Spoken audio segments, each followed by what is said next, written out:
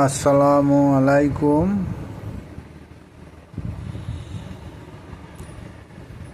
হাসরের মাঠে প্রত্যেকটি প্রাণীর হিসাব হবে এবং হিসাব যাহারই হবে দুটি ভাগে ভাগ হবে, এক কুকর্ম, ভালো কর্ম, নেক আমল আর বদ আমল,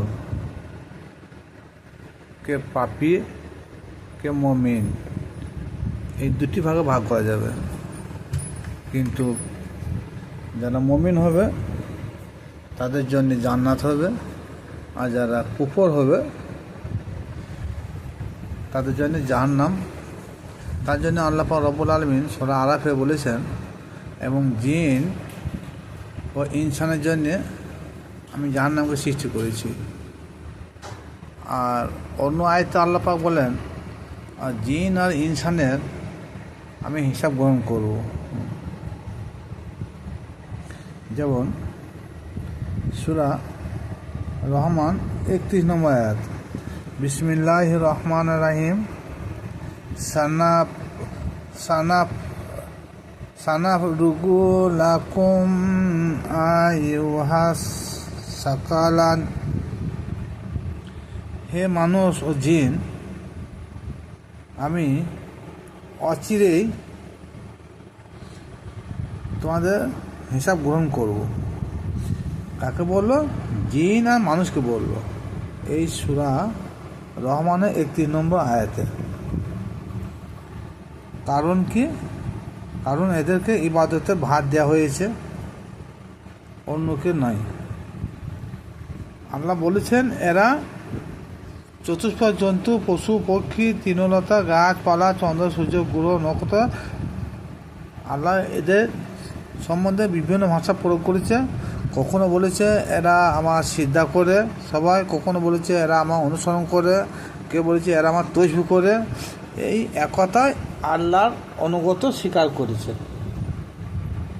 স্বীকার করে নিয়েছে অলরেডি। কিন্তু আল্লাহ বলে না যে আমি এদের হুকুম করেছি, কিন্তু এরা আল্লাহর অনুগত স্বীকার করে। কিন্তু জিন আর ইনসানকে ইবাদত করার জন্য দুনিয়ায় প্রেরণ করেছে। যেমন সূরা জারিয়াত আয়াত নম্বর 56, ওমা খালাকতুল জিন্না ওয়াল ইনসা ইল্লা লিয়াবুদুন। আল্লাহ বলেন, আমি তোমাদের খামোকায় তৈরি করে পাঠাই নাই দুনিয়াতে, আমি পাঠিয়েছি একমাত্র আমার গোলামি করার জন্য, ইবাদত করার জন্য। তাহলে এখান থেকে বোঝা গেল যে জিন আর মানুষের হিসাব হবে, আর জিন আর মানুষের জন্যেই জান্নাত জাহান্নাম আল্লাহ পাক রব্বুল আলামিন তিনি সৃষ্টি করে রেখে দিয়েছেন। এরপরে আবার অন্য জায়গায় আল্লাহ বলছেন, সেদিন মানুষ ও জিনকে তাদের অপরাধ সম্বন্ধে জিজ্ঞাসা করা হবে না। এই নয় যে এদের হিসাব হবে না, এখানে বলা হচ্ছে জিজ্ঞাসাবাদ। কারণ তিনি সবই অবগত, সেটা হচ্ছে ফেরেশতাদের মাধ্যমে। আর ফেরেশতাদের মাধ্যম ছাড়াই আল্লাহ পাক রব্বুল আলামিন তিনি আরশে আজিমে বসে বসে সব কিছু দেখেন, শুনেন এবং বুঝেন। এটা সূরা রহমান 39 নম্বর আয়াত। তাহলে এই যে জিন আর মানুষকে তাদের অপরাধ সম্বন্ধে জিজ্ঞাসা করা হবে না, কারণ একটাই, এরপরে আল্লাহ পাক রব্বুল আলামিন ফায়সালা করছেন। আর একটা বিধান হলো, কাল হাসরের মাঠে কে অপরাধী তাকে জিজ্ঞাসা করা হবে না। তাদের কপালে কালো দাগ দেখে এবং পায়ের দাগ দেখে তাদের অপরাধী শনাক্ত করা হবে। প্রথম বলা হয়েছে তাদের কোনো অপরাধ সম্পর্কে জিজ্ঞাসা করা হবে না। পরক্ষণে সূরা রহমান আয়াত নম্বর 41 এই আয়াতে আল্লাহ পাক বলেন যে কে অপরাধী, কে ইমানদার, কে বেঈমান সেটা নির্বাচন করবেন কি করে? কপালে রেখা দেখে এবং পায়ে রেখা দেখে। কপালে রেখা বলতে গেলে কপালে কালো দাগ আর পায়ে কালো দাগ, এই দুটি দাগ দেখে অপরাধী শনাক্ত করবে। আর যারা ইমানদার হবে তাদের কপালে নূরের ঝলক দেখা দিবে, তাই আর তাদের চেয়ার হবে নুরানি বরণ।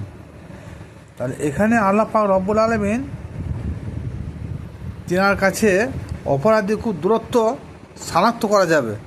এই আমাদের বেশিরভাগ সমাজে কিছু লোক আছে দেখবেন কপালে নামাজ পড়ে পড়ে কালো ঘাঁটা দাগ পড়ে যায় এবং হাঁটুতেও তাই।